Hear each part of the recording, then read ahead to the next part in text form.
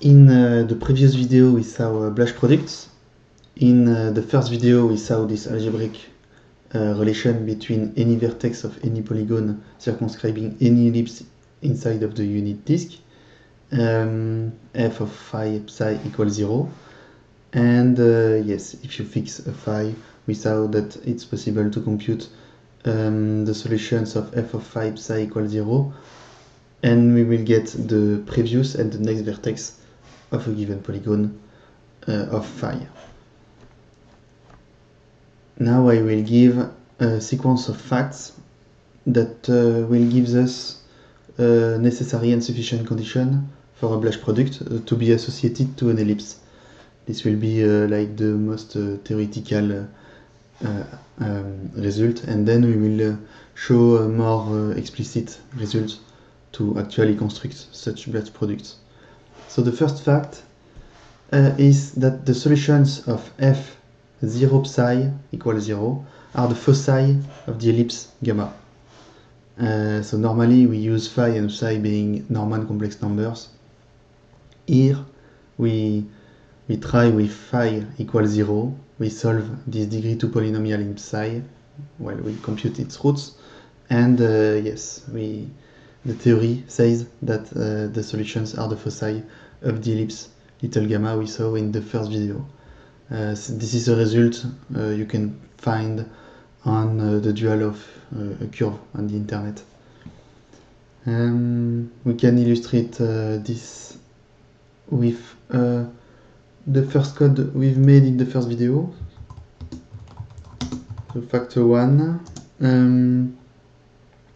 Let's label focus 1, focus 2, the output of the function next previous vertices evaluated at 0. So that's the same as saying my phi is 0, and we solve f of 0 psi equals 0.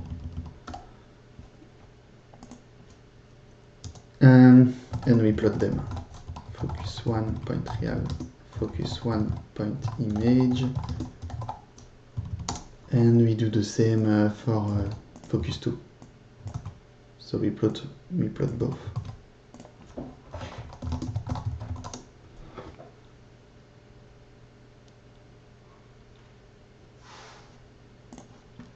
And we get the same picture as in the first video, plus these two dots that are, well, at least visually, the foci of this ellipse. So it works. The second fact is that f of phi and psi equals 0 can be simplified as this thing.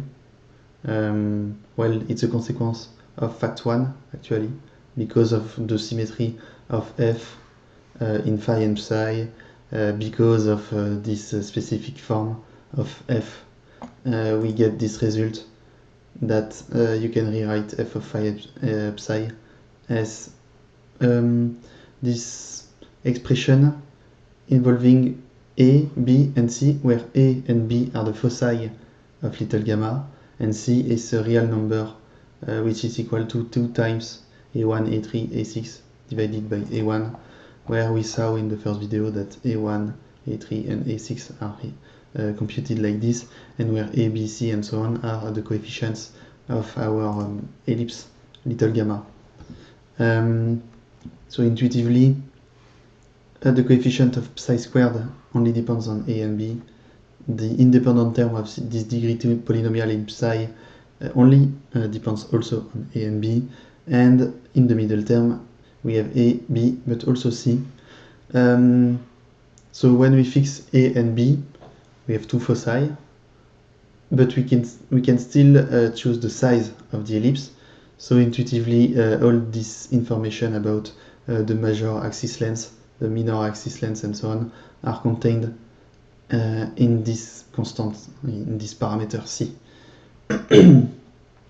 Obviously, if you choose carefully the coefficient of the ellipse for fixed foci a and b, you can still choose c so that the ellipse is bigger or more little. and this will also play a role in the number of sides the polygons circumscribing this ellipse will have. So yeah, it's an important parameter. Next is fact 3, which is also a consequence of fact 2. Suppose we have f of phi psi equals 0 for fixed phi. We compute psi1, psi2, the solutions to this equation. Then psi1 times psi2 is equal to phi minus a, and so on. We have this formula because we apply the Viet formula of a degree 2 polynomial, so the product of the roots is simply given by the independent term divided by the main coefficient. The next fact is, well, I will draw a picture, it will be more clear.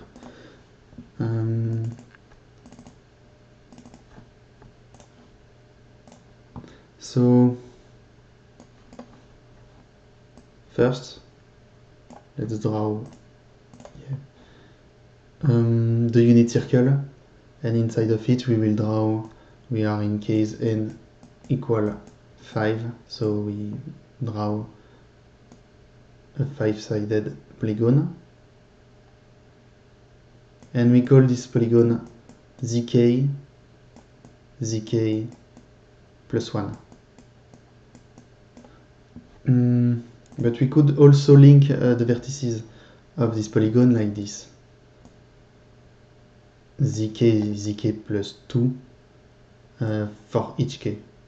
So we skip each time a vertex and we get something like this, a pentagram. And we call this polygon zk plus 2.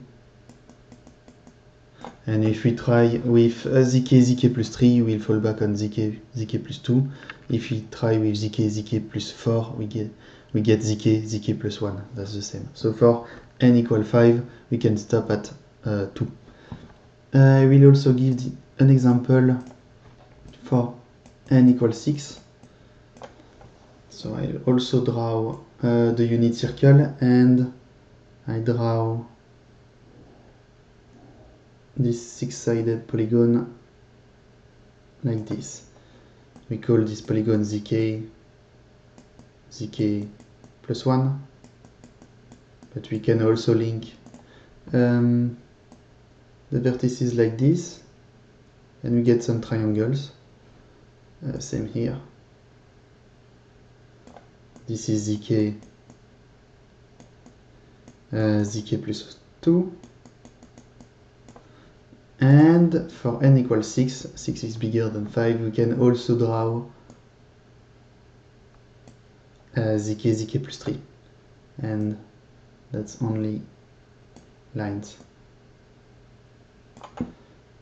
So that's zk plus 3.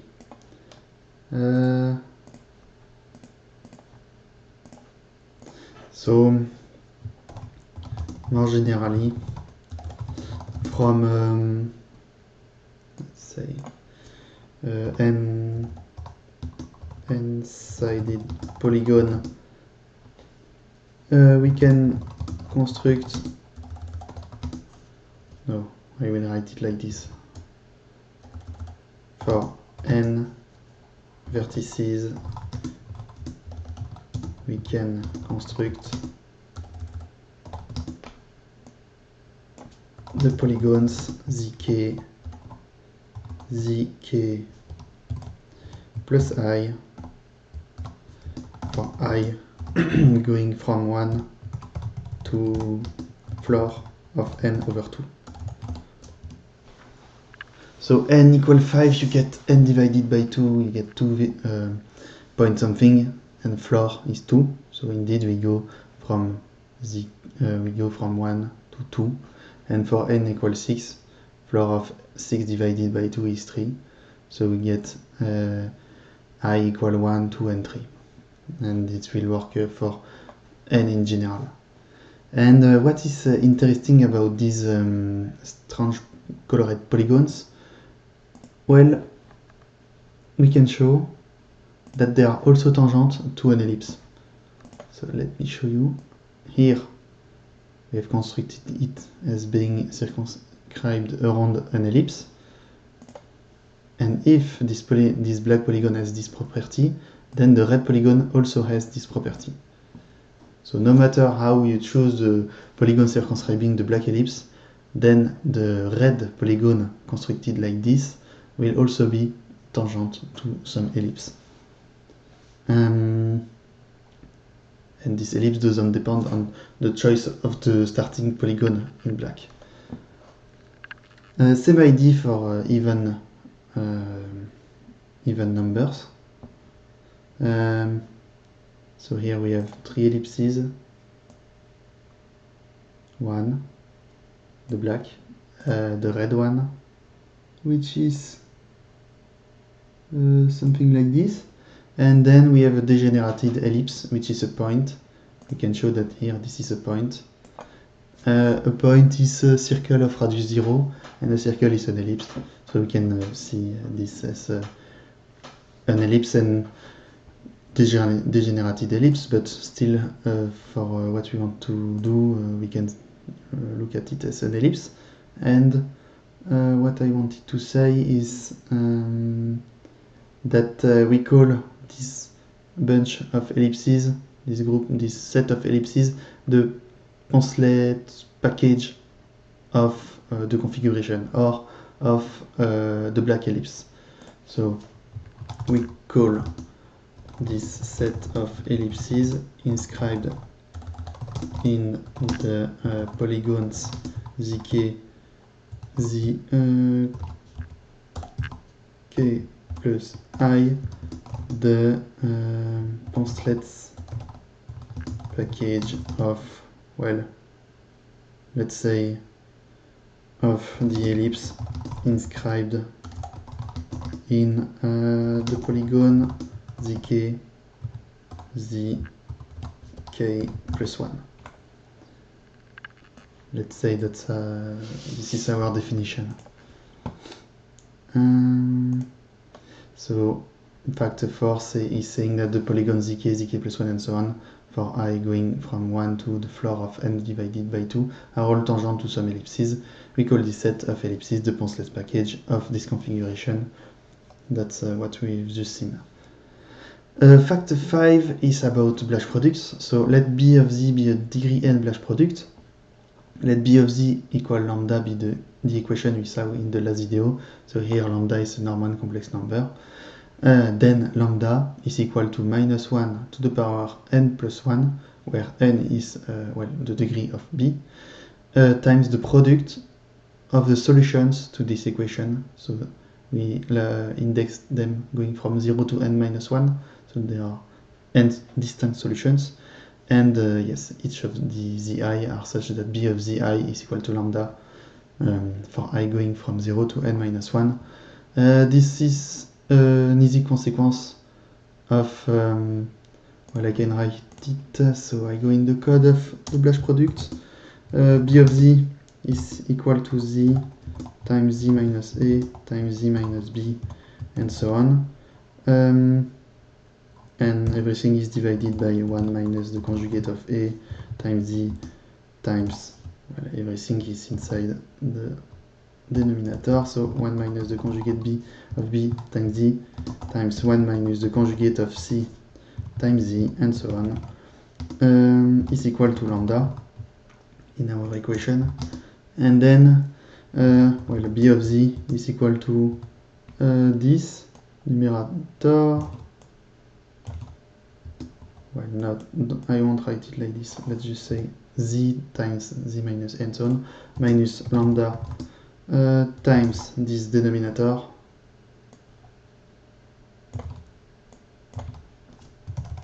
is equal to 0. So is equivalent to this thing, which is now a polynomial. And you can see that minus lambda is in fact the independent term of a degree n polynomial. So again, it's the Viet's formula saying that well, minus lambda is equal to modulo multiplication by some minus 1 is the product of the roots of this polynomial. So that's what we've just seen. This is this formula. Now fact 6 is that a degree 2 Blasch product of the form b of z is equal to z times z minus a and so on has a Blasch curve equal to a point, and this point is a. So what does that mean? Well, we take the unit circle, we take our equation b of z equal lambda for some norm 1 complex number lambda. So let's say, for example, 1. You compute this equation, so b of z is of degree 0 like we saw just before. We have two solutions, and these two solutions are distinct, and they are on the unit circle. And what the result says is that, well, there is this A that is such that if we have a solution here, then the other solution is here. So that each couple of solutions are on a line that pass through A. So degree 2 Blasch product is in fact always associated to a circle of radius 0 centered at A, if you prefer. If we compute another solution for another lambda, so for example lambda equal I, then we will get, for example, two solutions like this, one here, one here. But always such that there is a line passing through A. So that's what I meant by this fact. So this is a fact already known. You can find it on the internet also. And well, you can see that it's true because if you compute b of z equal lambda, so this is equal to lambda, but lambda is minus, well, first solution z0 times z1, and we have this minus because n is 2. And so you have z0 times z0 minus a divided by this is equal to minus z0 times z1. You delete all the 2 z0, and you get something that really looks like the definition of a line in the complex numbers, and you will fall back on your knowledge about this. So yeah. So we have seen all these facts, and with this we will show the following result. A degree n Blasch product is associated to an ellipse if and only if the zeros of B are, well, first 0, because we said that our Blasch products are of the form z times the product of some Mobius transformations, so B of 0 is 0, and all the foci of all the ellipses in the Poncelet package constructed from an ellipse inscribed in a n-sided polygon. So what does that mean? Well, we compute b of z equal lambda. We compute the solutions to b of z equal lambda. Like we saw in the last video, we sort these solutions by their argument. Then we link them by in this order. So zk is linked to zk plus 1, and we say that it's associated to an ellipse. So the curve inside of this polygon is indeed an ellipse if and only if all the foci of all the ellipses in the Poncelet package associated to this ellipse, which in what we saw on Paint, it was the black ellipse, are in fact the zeros of B. So that's really a great geometric property of Blasch products. How do we prove that? Well, if n is odd, we will see n even after. So if n is odd, then writing the solutions of b of z equal lambda as z0, z1, and so on, going until zn minus 1, sorted by argument, we get that b of z0 is equal to z0, z1, and so on, zn minus 1. Why? Because I use the fact 5 with n being odd, so this is 1, and lambda is in fact the product of the solutions to b of z equal lambda. So that's why we have b of z0 equal this product. And actually b of z1 is also equal to this product, b of zi for any I. Seeing the indices of z being in, yes, we can reduce the indices of z in modulo n. We write it as b of z0 equal, okay, we go from z of minus the floor of n divided by 2 until z of the floor of n divided by 2, and we pass through 0. So we indeed have an odd number of solutions. So for example, for n equal 5, we have b of z0 is equal to z minus 2, z minus 1, z0, z1, z2, 5 solutions. That's another way to label the indices, but it will be, as you will see, it will be better like this. So each zi is a vertex of a polygon circumscribing an ellipse if and only if we have, by first video, that it exists some f, like we saw in the first video, so something of this form, with well-chosen coefficients, but it exists an expression like this, such that f of zi plus 1 is equal to 0, and f of zi minus 1 is equal to 0.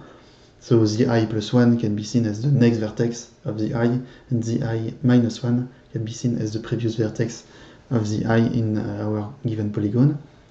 Well, for each I reduced modulo n. Okay, and we know by fact 3 and fact 4, so fact 3 is that we have this relation between the product, well here, between the product of zi plus 1 and zi minus 1 and phi, but here we choose phi being zi, so we have this relation, and where a and b are at the foci of the ellipse. So we have z minus I, zi is equal to z0 minus ai times z0 minus bi and so on. Why do we have this? Because I didn't talk about fact 4. Well, fact 4 says that if we skip some vertices and we link that by skipping each time the same number of vertices, we also get new polygons circumscribing another ellipse. So it also exists some f with another coefficients, such that we have this relation. And we also know that we have such algebraic relation, because we saw by fact 2 that f can be rewritten like this, where a and b are the foci of our ellipse. But here, when we use ai, that means that, well, a1, b1 are the foci of the first black ellipse, a2, b2 are the foci of the red ellipse in our paint, and a3, b3 are the foci of the next ellipse, and so on. So we know that we have this relation for each I going from 1 to the floor of n divided by 2, as we saw. And yes, where I and bi are the foci of the ellipses inscribed in the polygon, inscribed in the polygon zk plus I. Hence, we can collect everything, multiply everything, and see that b of z0 must be equal to, well, this is lambda, but for each I, we have this relation, so we can collect z minus 1, z1 as being z0 minus a1 times z0 minus b1 divided by this thing, and so on, and we multiply everything at the end by z0, and we have an equality between b of z0 and this product. But this product is nothing but a Blasch product in z0, and since z0 is chosen randomly or arbitrarily on the unit circle, then we know that actually it's an equality of function b of z is equal to this thing evaluated at z. So we see that the foci of the ellipses in the package, the Porcellet package, are indeed the zeros of b. That's for the odd case. And yes, I forgot to say that everything is an if and only if at each step, so that's indeed an if and only if in the end. If n is even, well, it's almost the same, but we will need the fact 6. So we have this b of z0 is equal to this product. So be careful here. We go from, first we have a minus, because we saw in fact 5 that if n is even, then we get this minus in front of the product of the solutions to b of z equal lambda. And we go from index minus the floor of n divided by 2. So I've set here the floor, but since n is even, we can keep just n divided by 2 plus 1 until z n divided by 2. So for example, n equals 6, we have b of z0 is equal to this. So yeah, we go from minus 2 to 3. Same as before, by fact 3 and back 4, we have that z minus I, zi is equal to this thing for I going from, well, be careful, not until n divided by 2, but n divided by 2 minus 1. And we keep this n divided by 2 for the next step. Yes, for each of the polygon zk plus I, and by fact 5 and fact 6, so fact 5 is this, lambda is equal to the product, and fact 6, which says that b of z is equal to this thing, then it's associated to a point. Well, if you combine these two facts, we know that z0 times z0 minus a divided by 1 minus the conjugate of a times z0 is equal to what? Well, minus z0 times z1. So we have this thing, but here, well, to get, since we are associated to this ellipse, which is a point, only by skipping, well, n divided by 2 minus 1 points, we are at this step where the foci associated to this equation is a index n divided by 2, which is also equal to b index n divided by 2. And so we get this last relation between z0 and z n divided by 2. So if we collect all these facts, we multiply everything. B of z0 is equal to this lambda, and this lambda is indeed equal to this product, but we have this new Möbius transformation of z0 instead of only z0 here in the product.